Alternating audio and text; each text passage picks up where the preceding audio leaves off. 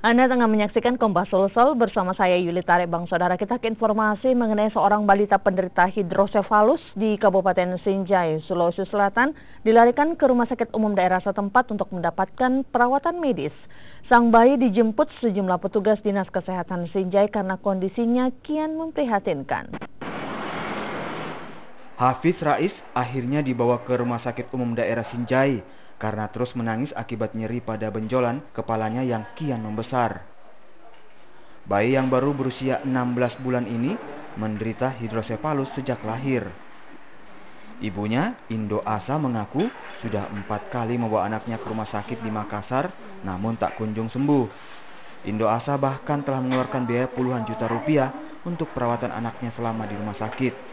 Padahal ia terbilang warga kurang mampu lantaran suaminya, Sultan, hanya bekerja sebagai buruh nelayan.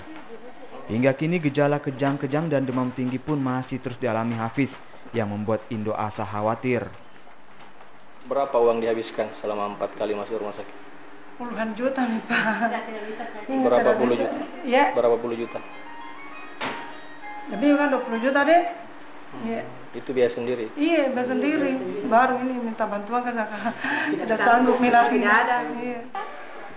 Kepala Hafiz kini mencapai 103 cm, padahal ukuran kepala normal anak seusianya sekitar 50 cm. Untuk meringankan beban keluarga Hafiz, pemerintah Kabupaten Sinjai melalui Dinas Kesehatan setempat berjanji akan menanggung semua biaya pengobatan Hafiz. Orang tuanya satu keluarga. Anak bungsu dari 4 bersaudara ini harus dirujuk ke Makassar karena fasilitas operasi penyakit hidrosefalus di rumah sakit umum daerah setempat yang belum memadai.